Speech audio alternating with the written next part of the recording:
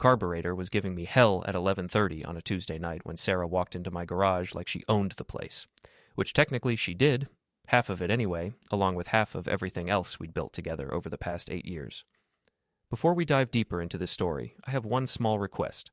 Please subscribe, drop a like, comment, and hit that hype button to boost this channel so more people can discover these incredible Reddit stories. Danny, we need to talk.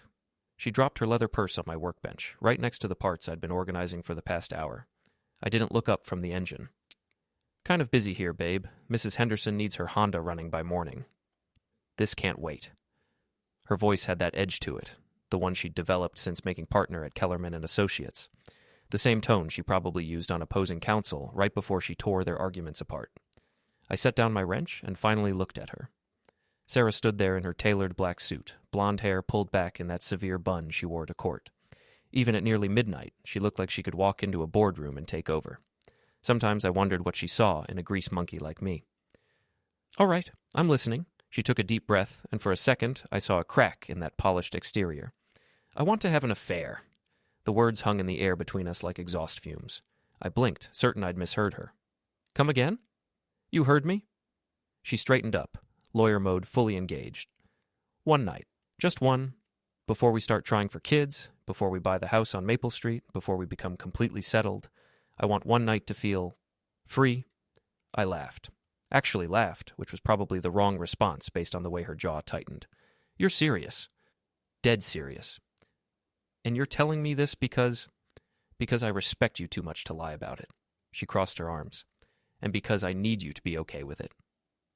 I wiped my hands on my coveralls, buying time to process what I was hearing. My wife of 3 years, girlfriend of 8, wanted a hall pass. Just like that. Who is it? Does it matter? Yes, Sarah. It fucking matters. She flinched at the profanity. Sarah hated when I swore, said it made me sound uneducated. But right now, I didn't give a damn about her sensibilities. Rick Morrison. Of course it was. Rick Morrison, the golden boy of Millbrook's business community. The guy who owned half the commercial real estate in town and drove a different luxury car every month. The same Rick Morrison who'd been sniffing around Sarah ever since she made partner. Rick Morrison, I repeated, tasting the name like something sour. The guy with the fake tan and the hair plugs. Don't be petty, Danny. Petty? I stood up, all 6'2" of me unfolding from behind the workbench. My wife just asked permission to fuck another man, and you think I'm being petty? It's not about fucking. Her cheeks reddened. It's about freedom. About experiencing something before we settle into the rest of our lives. And what am I supposed to do while you're out there experiencing Rick Morrison's idea of romance? Sit home and watch Netflix? I thought maybe you could stay at Tommy's for the night. Tommy Kowalski, my oldest friend and the owner of Kowalski's Bar down on 3rd Street. Also the only guy I knew who'd understand why I might need a place to crash while my wife was out cheating on me. You've got this all figured out, don't you? Sarah's expression softened slightly. Danny, I love you. I really do. But we got together when I was 22. You're the only man I've ever been with. Don't you think that's a little limiting? I thought that was the point of marriage. Limiting ourselves to each other. It is. And after this one night, it will be. Forever. She stepped closer, her hand reaching for mine. Please, Danny. Just this once. Let me have this fantasy. I looked down at her perfectly manicured fingers against my grease-stained knuckles. Sarah had always been out of my league, the smart, ambitious lawyer and the high school dropout who fixed cars for a living. Maybe she was right. Maybe she deserved better than what I could offer. When? Her eyes lit up with relief and something else. Excitement, maybe. Friday night. Rick's got that new penthouse apartment downtown. Of course he does. So you'll stay at Tommy's? I pulled my hand away and grabbed my wrench again.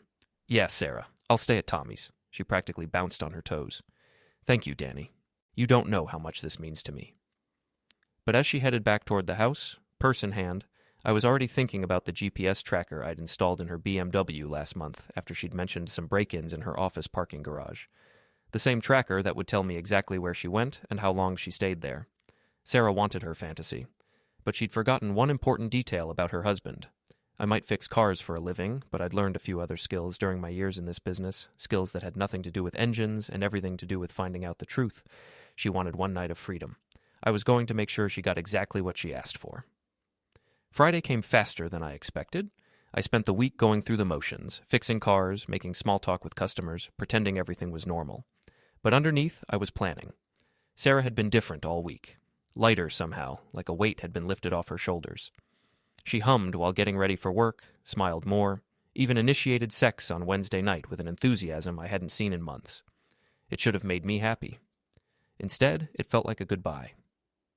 "I'll be late tonight," she announced Friday morning, adjusting her earrings in the hallway mirror. "Client dinner." Right, client dinner. I took a sip of my coffee and watched her reflection. "What time should I head over to Tommy's?" "Maybe around 8. Rick's picking me up at 9. The casual way she said his name made my stomach clench, like they'd done this before, like it was already routine. "You sure about this, Sarah?" She turned to face me, and for a moment, I saw doubt flicker across her features. Then it was gone, replaced by that determined set of her jaw I knew so well. "I'm sure." After she left, I called in sick to work and drove to Tommy's bar. It was barely 10 in the morning, but Tommy was already there, prepping for the lunch crowd. "You look like shit," he said by way of greeting. Tommy Kowalski was built like a fire hydrant, short, thick, and solid as concrete. He'd been my best friend since high school, back when we were both troublemakers with more attitude than sense. The Army had straightened him out. Marriage to Sarah had done the same for me, or so I'd thought. "Sarah's cheating on me tonight." Tommy stopped cutting limes and looked up. "Come again?" "She asked permission. One night with Rick Morrison before we start a family." "And you said yes?" "I said yes." Tommy set down his knife and reached under the bar, pulling out a bottle of bourbon. He poured 2 shots and slid one across to me. "You're either the most understanding husband in the world or the dumbest." "Probably both." I knocked back the shot, feeling the burn all the way down. "But I've got a plan. This should be good." I pulled out my phone and showed him the GPS tracking app. Sarah's BMW was currently parked at her office downtown. "Jesus, Danny, you're tracking your wife?" "For security. She asked me to install it after those break-ins near her office." "And now you're using it to spy on her." "I'm using it to document her whereabouts. There's a difference." Tommy poured another round. "What exactly are you planning to do with this information?" That was the question, wasn't it? I'd spent all week thinking about it, and I still wasn't entirely sure. Part of me wanted to catch them in the act, to have proof of what Sarah was doing. Another part wanted to make Rick Morrison's life as miserable as he was about to make mine. "I'm going to give her exactly what she asked for," I said finally. "Which is?" "Freedom." Tommy studied my face for a long moment. "You know, in all the years I've known you, I've never seen you like this." "Like what?" "Cold. Calculating. It's kind of scary, to be honest." Maybe he was right. Maybe I was changing, becoming someone I didn't recognize. But Sarah had started this transformation the moment she asked for permission to betray our marriage. Now, I was going to finish it. I spent the afternoon at Tommy's, nursing beers and watching the tracking app. Sarah's car stayed put at her office until 6:30, then moved to her apartment downtown, the one she'd kept for convenience, even after we'd moved in together. She'd be getting ready there, I realized, preparing herself for Rick Morrison. At 8 o'clock sharp, I grabbed my overnight bag and headed for the door. "Danny," Tommy called after me, "whatever you're planning, just be careful, okay? Don't do anything you can't take back." "Too late for that," I replied. Sarah already did. I drove home and parked in the garage, then settled in to wait. The tracking app showed Sarah's car was still at her apartment. Rick would be picking her up soon, and then the real show would begin. At 9:15, her BMW started moving. I watched the little dot on my screen as it traveled across town, heading toward the fancy district where Rick had his penthouse. The dot stopped moving at 9:23 p.m. right in front of Morrison Plaza. I gave them 10 minutes to get upstairs, then started my truck and headed downtown. Rick Morrison's building was all glass and steel, the kind of place that screamed, "I have more money than taste." I parked across the street and looked up at the top floor, where warm light glowed behind floor-to-ceiling windows. My phone buzzed with a text from Sarah. "At Tommy's. Thanks again for understanding. Love you." I stared at the message for a long time, then typed back, "Love you too. Have fun." It wasn't entirely a lie. I did love her. But love and trust were two different things, and she'd just shattered the latter beyond repair. I sat in my truck for another hour, watching the lights in Rick's penthouse, imagining what was happening behind those windows. My wife, the woman I'd planned to spend the rest of my life with, was up there with another man, doing things with him that she'd only done with me. The rage built slowly, like pressure in a boiler. By the time I finally started the engine and drove back to Tommy's, I was ready to explode. But I didn't. Instead, I walked into the bar, ordered a beer, and started planning my next move. Sarah wanted her fantasy. Now it was time for mine. Saturday morning brought the hangover I deserved, and a text from Sarah. "Coming home around noon. Can't wait to see you." I was sitting at Tommy's kitchen table, staring at my phone and wondering if she'd always been this good at lying when Tommy shuffled in wearing yesterday's clothes and looking like he'd wrestled with a bottle of Jack Daniels and lost. "Please tell me you didn't do anything stupid last night," he said, pouring coffee with shaking hands. "Define stupid." "Danny, relax." I sat in my truck for an hour, then came back here and drank myself into a coma. Very civilized. Tommy looked relieved, but I wasn't finished. However, I did do some research. I pulled out my laptop and turned it toward him. On the screen was Rick Morrison's social media profile, along with several photos from last night. Rick at some charity function, arm around a redhead in a cocktail dress. The timestamp showed 8:47 p.m. "Wait," Tommy said, squinting at the screen.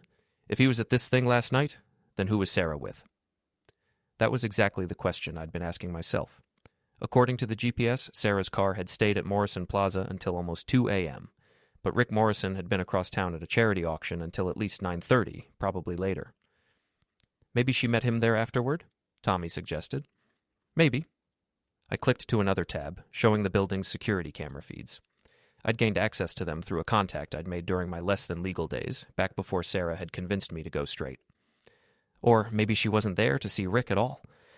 The security footage was grainy but clear enough. Sarah's BMW pulling into the parking garage at 9:23 p.m., just like the GPS had shown. Sarah getting out of the car, walking toward the elevator. But she wasn't alone. The woman with her was blonde, well-dressed, and very familiar. "Is that—" Tommy leaned closer to the screen. "Jessica Chen, Sarah's best friend and law partner." We watched as Sarah and Jessica entered the building together, heads close in conversation. They looked like they were planning something, and whatever it was, it didn't involve Rick Morrison. "I don't understand," Tommy said. "Why would Sarah lie about being with Rick if she was just meeting Jessica?" I was beginning to have an idea, and I didn't like it one bit. I spent the next hour digging deeper, using skills I hadn't needed in years.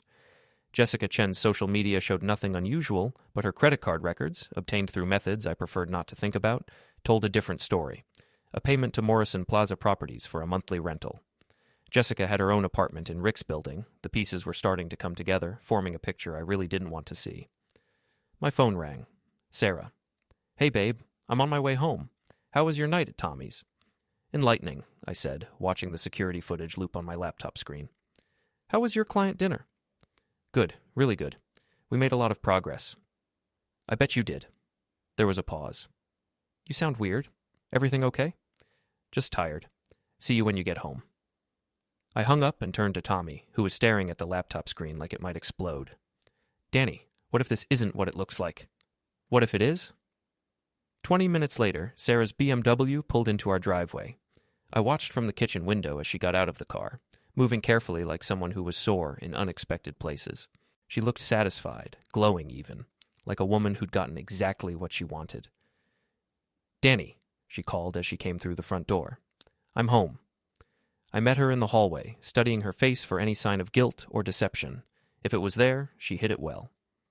"How was Tommy's?" she asked, standing on her toes to kiss my cheek. "Fine. How was Rick?" Something flickered in her eyes. Surprise, maybe, or fear. "Rick? Your client dinner, with Rick Morrison." "Oh, right. It was productive." She was lying. I could see it in the way she avoided eye contact, the slight tension in her shoulders. But I played along.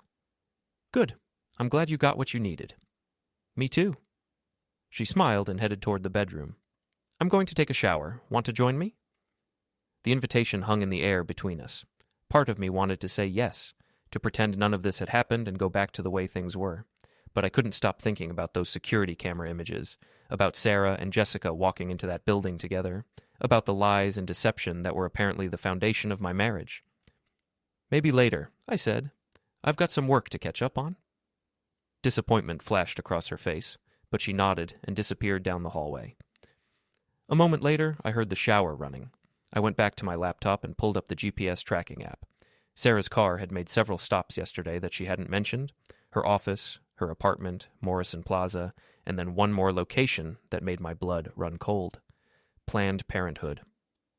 I stared at the screen, trying to process what I was seeing. Why would Sarah go to Planned Parenthood?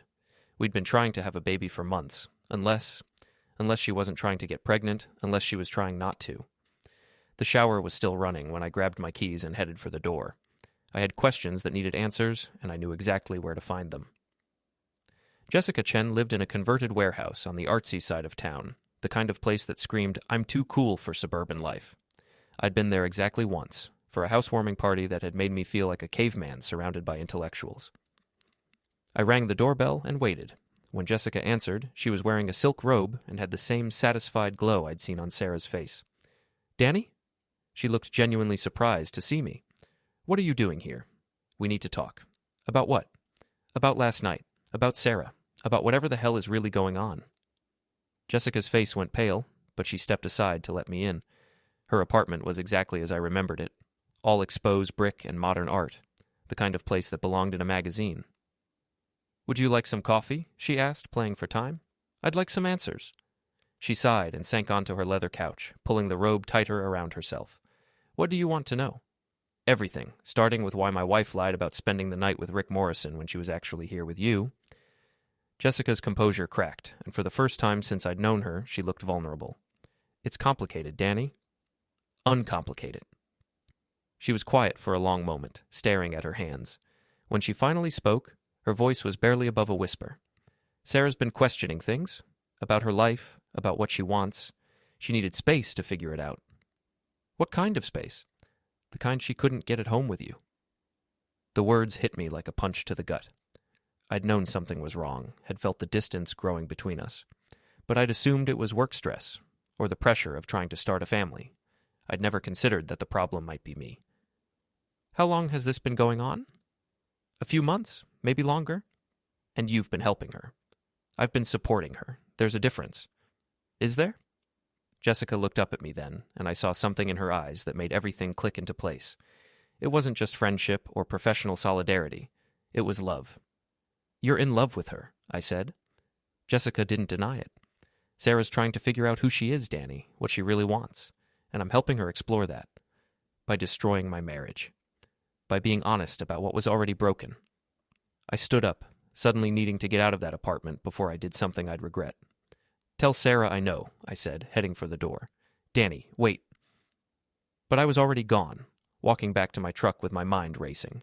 Sarah wasn't just cheating on me with another man. She was questioning everything about our life together, exploring parts of herself she'd kept hidden, and she'd been lying about it for months. The drive home was a blur. By the time I pulled into the driveway, I'd made a decision. Sarah wanted to explore her options? Fine. But she was going to learn that choices had consequences. And I was going to be the one to teach her. Sarah was in the kitchen when I got home, making lunch like nothing had happened. She'd changed into jeans and a sweater, her hair still damp from the shower. She looked beautiful and domestic and completely fake. "Where did you go?" she asked without looking up from the sandwich she was making. "To see Jessica." Her hand stilled on the knife. "Oh, yeah, oh." I leaned against the doorframe, studying her profile. Interesting conversation. Sarah set down the knife and turned to face me. The mask was off now, replaced by something harder and more honest. "What did she tell you?" "Enough. Danny, I can explain." "Can you? Because I'm having trouble understanding how I want to sleep with Rick Morrison translates to, I've been having an affair with my female law partner for months." Sarah flinched like I'd slapped her. "It's not an affair." "What would you call it?" "Exploration. Self-discovery." "Bullshit." The word hung between us like a challenge. Sarah's jaw tightened, and I saw a flash of the woman who'd made partner at 32, who could tear apart opposing arguments with surgical precision. "You wouldn't understand," she said. "Try me." "You think this is simple, Danny. You think people are either straight or gay, married or single, happy or unhappy, but life isn't that black and white." Our marriage vows were pretty black and white. Our marriage vows were made by two kids who didn't know what they wanted. I knew what I wanted. I wanted you. And I wanted the idea of you. The stability, the security, the normal life. She ran her hands through her damp hair. "But I'm not normal, Danny. I'm not the woman you married. You're right. The woman I married wouldn't have lied to me for months. She wouldn't have made me feel like I was losing my mind, wondering why you were pulling away. I was trying to protect you. From what? From this. From the truth? I laughed, but there was no humor in it. The truth is that you're a coward, Sarah. You wanted to have your cake and eat it too. Keep me around for security while you figured out your sexuality with Jessica. It's not about sexuality. Then what is it about? She was quiet for a long moment, staring at the floor. When she looked up, there were tears in her eyes. It's about feeling alive, Danny. For the first time in years, I feel like I'm actually living instead of just going through the motions. And I make you feel dead. You make me feel safe, comfortable, but that's not enough anymore. The words hit harder than I'd expected. I'd known our marriage was in trouble, but I'd assumed it was something we could fix. Couples therapy, maybe, or a vacation. I'd never considered that the problem was fundamental, that Sarah had simply outgrown me. So what now? I asked. I don't know. That's not good enough, Sarah. You blew up our marriage. You get to figure out what comes next. She wiped her eyes with the back of her hand, and I saw a glimpse of the vulnerability she'd been hiding behind all that professional competence. I want to separate, she said quietly, just for a while, to figure things out. And Jessica. Jessica is important to me. More important than me? Sarah hesitated, and that hesitation was answer enough. I nodded, feeling something cold and hard settle in my chest. Okay. Okay? You want a separation? You've got it. But we're going to do this my way. Wariness crept into her expression. What does that mean? It means you don't get to control the narrative anymore.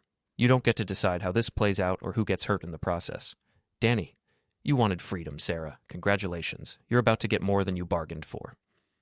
I turned and walked toward the bedroom, leaving her standing in the kitchen with tears streaming down her face. But I didn't feel sorry for her. Not anymore. I spent the next hour packing a bag while Sarah hovered in the doorway, trying to explain herself. I let her talk, but I wasn't really listening. Instead, I was thinking about the GPS tracker in her car, about the security footage from Morrison Plaza, about all the evidence I'd gathered without even trying. Sarah thought she was smart, but she'd made one crucial mistake. She'd underestimated me. Where are you going? She asked as I zipped up my duffel bag. Tommy's. You can have the house while you figure things out. For how long? As long as it takes. I brushed past her on my way to the door, but she caught my arm. Danny, I'm sorry. I never meant for it to happen like this. I looked down at her hand on my arm, then up at her face. She looked young suddenly and scared, like the girl I'd fallen in love with all those years ago. Yeah, I said, gently removing her hand. You did. I left her standing in our bedroom and walked out of the house we'd shared for 3 years. But I wasn't running away. I was regrouping. Sarah wanted to play games? Fine. But she was about to learn that I'd been playing them a lot longer than she had, and I was very, very good at winning. 2 weeks at Tommy's gave me time to think, to plan, and to remember who I'd been before Sarah had convinced me to go straight. I'd been a different person then, harder, more ruthless, willing to do whatever it took to get what I wanted. Marriage had softened those edges, but it hadn't erased them entirely. Sarah had been texting me daily, asking when I was coming home, if we could talk, whether I'd thought about counseling. I responded with non-committal answers that kept her hoping while I put my plan into motion. The first step was financial. Sarah made good money as a partner, but most of our assets were in my name, a precaution I'd insisted on back when I still had enemies who might come looking for leverage. Now that paranoia was about to pay off. I moved our savings into an account Sarah couldn't access, canceled her credit cards, and put a hold on our joint checking account. It wasn't illegal. Technically, everything belonged to both of us, but it would make her life significantly more complicated. The second step was social. Millbrook was a small town, and gossip traveled fast.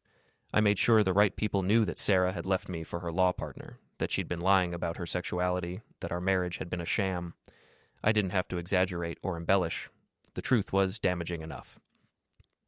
Within a week, Sarah's phone was ringing constantly, friends wanting to know if the rumors were true, clients questioning whether they could trust a lawyer who'd been living a lie, her mother calling to demand explanations. But the third step was the most important. I paid a visit to Rick Morrison. I found him at his office on a Thursday afternoon, sitting behind a desk that probably cost more than most people made in a year. He looked up when I walked in, and I saw recognition flicker in his eyes. Danny Kowalski, he said, standing up with a politician's smile. What can I do for you? You can tell me about your relationship with my wife." The smile faltered.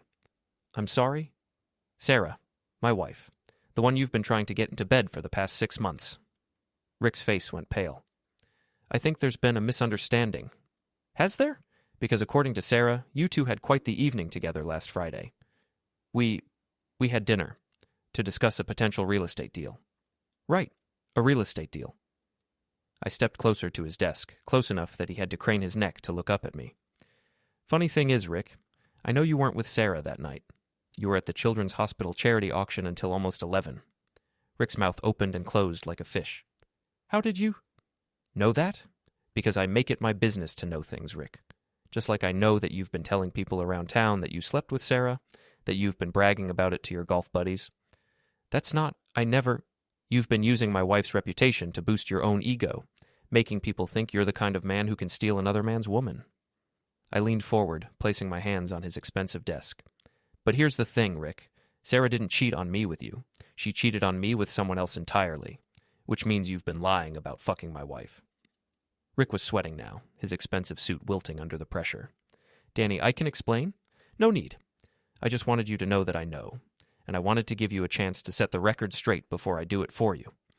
I straightened up and headed for the door, but Rick's voice stopped me. "What do you want?" "I want you to call everyone you've talked to about Sarah and tell them the truth, that nothing happened between you two, that you made it all up to make yourself look good." "And if I don't?"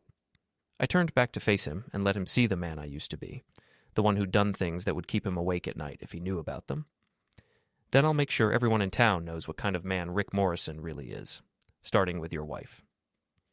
I left him sitting behind his desk, probably wondering how much I actually knew about his extracurricular activities. The answer was more than enough to ruin him, but I didn't need to use that ammunition. Rick Morrison was a coward, and cowards always took the easy way out. Sure enough, by the end of the week, the rumors about Sarah and Rick had been replaced by rumors about Rick's tendency to exaggerate his conquests. His reputation took a hit, but that was just collateral damage. The real target was Sarah. She called me on Friday night, crying. "Danny, we need to talk, please." "What's wrong, Sarah? Having second thoughts about your freedom?" "Everyone's talking about me, about us. My clients are asking questions, my mother won't stop calling, and Jessica thinks we should..." "Should what?"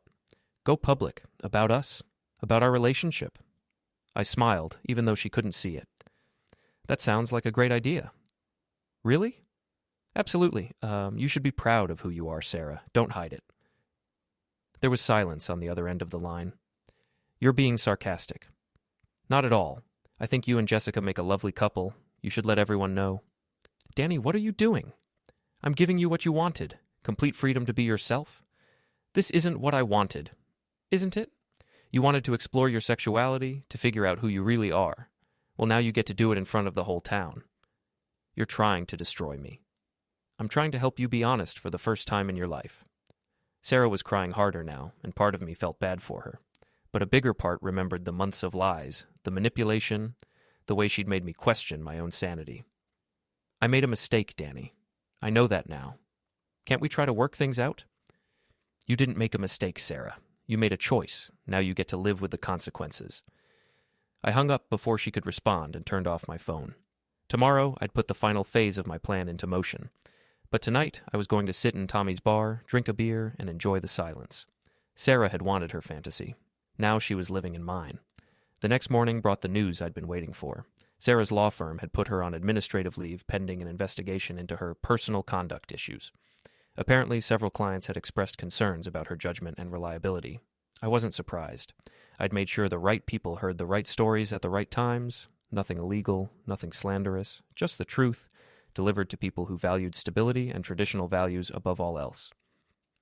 Sarah's world was crumbling, and I was the one holding the sledgehammer. But I wasn't done yet, not even close. Because Sarah had made one final mistake that she didn't even know about yet, and when she found out, it would destroy everything she'd worked for. The GPS tracker in her car had been recording more than just her location. It had been recording her conversations, thanks to a little modification I'd made to the system. Every phone call, every argument with Jessica, every moment of doubt and regret, I had it all, including the conversation where Sarah admitted that she'd never actually loved me, that marrying me had been a mistake from the beginning, that she'd only stayed because it was convenient. That recording was going to be my final gift to her, A reminder that actions have consequences and lies have a way of coming back to haunt you. Sarah thought she knew what betrayal felt like, but she hadn't seen anything yet. I was going to teach her the true meaning of the word, and by the time I was finished, she'd wish she'd never asked for that fantasy in the first place. The end, don't forget to hit like, subscribe, and turn on the bell so you don't miss the next story. Write in the comments from which city you are watching,